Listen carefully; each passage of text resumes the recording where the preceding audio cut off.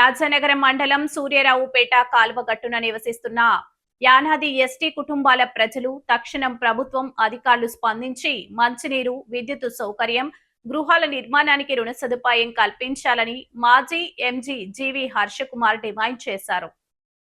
శనివారం హర్షకుమార్ గత 20 సంవత్సరాలుగా కాలువగట్టున నివాసముంటున్న నిరుపేద యానాదుల కుటుంబాల పరిస్థితిని అడిగి తెలుసుకున్నారు. వారి ఇబ్బందులను విని తీవ్రంగా చలించిపోయారు. ఈ సందర్భంగా ఆయన మీడియాతో మాట్లాడుతూ కనీసం విద్యుత్, మంచినీటి సదుపాయం లేని దుస్థితిలో సుమారు 45 కుటుంబాలకు చెందిన 200 మందికి పైగా జీవనం సాగించడం దారుణమన్నారు. 3 ఎమ్మెల్యేలు వారి వద్ద నుంచి ఓట్లు దండుకోవడమే తప్ప వారి సమస్యలను పరిష్కరించలేదని ధ్వజమెత్తారు. జిల్లా అధికార యంత్రాంగం జూలై 10వ తేదీలోగా వారికి మంచినీరు, విద్యుత్ సదుపాయం కల్పించడంతో పాటు ఇల్లు నిర్మాణం చూసుకునేందుకు హౌసింగ్ శాఖ ద్వారా రుణాలు ఇచ్చేందుకు చర్యలు తీసుకోకపోతే తాను ఇక్కడే ఆమరణ దీక్ష చేయడానికి సిద్ధమని ప్రకటించారు. కేంద్ర, రాష్ట్ర ప్రభుత్వాలు అసలు పేదలే లేరని, విద్యుత్ సదుపాయం లేని ఇల్లు లేవని చెబుతున్నా ఆ మాటలన్నీ అబద్ధమేనన్నారు. ఇదే గట్టు వెంబడి పక్కా ఇల్లు నిర్మించుకున్న వారికి విద్యుత్ ఇచ్చి యానాదులకు ఎందుకు ఇవ్వడం లేదని నిలదీశారు. అధికారులు ఎస్టీలని వివక్ష చూపడంపై ఆగ్రహం వ్యక్తం చేశారు. ఆయన వెంట గంధం బంగారుబాబు, స్థానిక పెద్దలు ఉన్నారు. రాజానగరంలో సూర్యారావుపేట దగ్గర యానాదిపేటలో ఉన్నాం మనం. ఇది ఇప్పుడు మనం ఉంటున్నది ఇరిగేషన్ స్థలం. ఇరిగేషన్లో ఆక్యుపై చేసుకున్నారు. అన్ని కులాలకు సంబంధించిన వాళ్ళు ఆక్యుపై చేసుకున్నారు. ఇటు సైడు ఈ యానాదిపేటకు ఆనుకున్నదంతా కూడా కొన్ని అన్ని కులాలు ఉంటాయి. యువతలు ఎవరు ఉంటారు? ఇది లాస్ట్. దీని పక్కన ఏలేరు కాలువ వెళ్తుంది. ఇప్పుడు ఆ కాలువ ప్రవహించదు. ఈ పోలవరం వస్తే ప్రవహిస్తుంది. వీళ్ళు 20 సంవత్సరాల నుంచి ఉంటున్నామని చెప్తా ఉన్నారు. 20 సంవత్సరాల నుంచి ఉంటున్నారంటే దానికి ఆధారం ఏంటంటే 3 ఎమ్మెల్యేలు చూశారంటే. ఎవరెవరిని చూశారు మీరు? జక్కంపూడి రాజా గారు, పెందుర్తి వెంకటేశ్వరరావు గారు, బత్తుల బాలరామకృష్ణ. ఈ ఎమ్మెల్యేలు ఎలక్షన్ టైంకి ఇక్కడికి వస్తారు. మీకు అన్నీ చేంజ్ చేస్తాం, వాటర్ ఇచ్చేస్తాం, కరెంట్ ఇస్తాం అని చెప్తారు. దాని తర్వాత మళ్ళీ ఎలక్షన్కే కనపడతారు.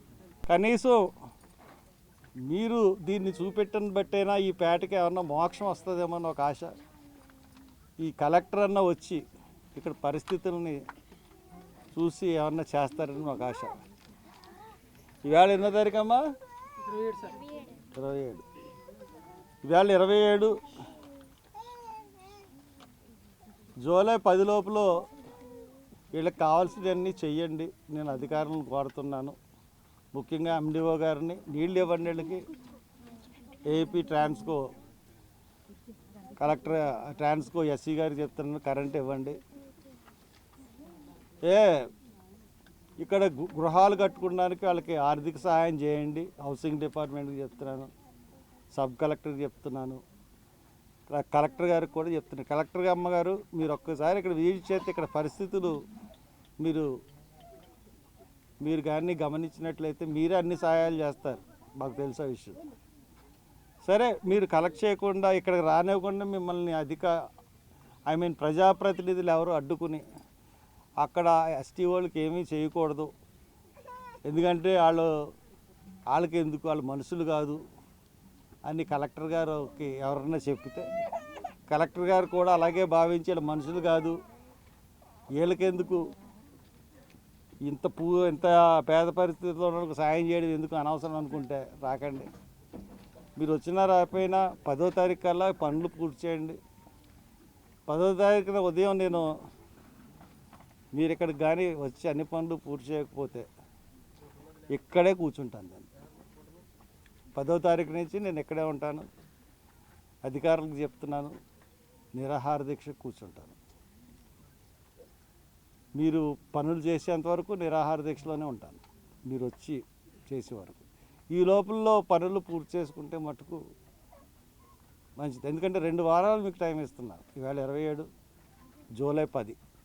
కాబట్టి ఎందుకంటే వీళ్ళ పరిస్థితులు చూసిన తర్వాత నాకు చాలా దుఃఖం అనిపించింది. భారతదేశంలో ఇటువంటి పరిస్థితులు ఉంటే మన దేశ నాయకులు, రాష్ట్ర నాయకులు అరచేతిలో స్వర్గం చూపెడుతున్నారు. అందువల్లనే ఈ నిర్ణయం తీసుకున్నాను.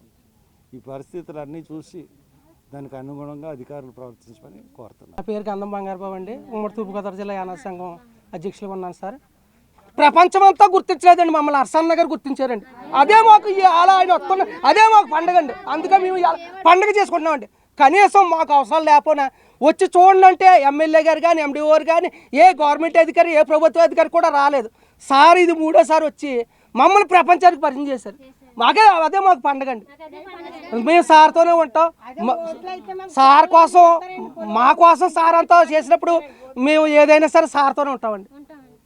పుట్టినప్పుడు అయితే మేము ఎవరికి గుర్తుండమండి.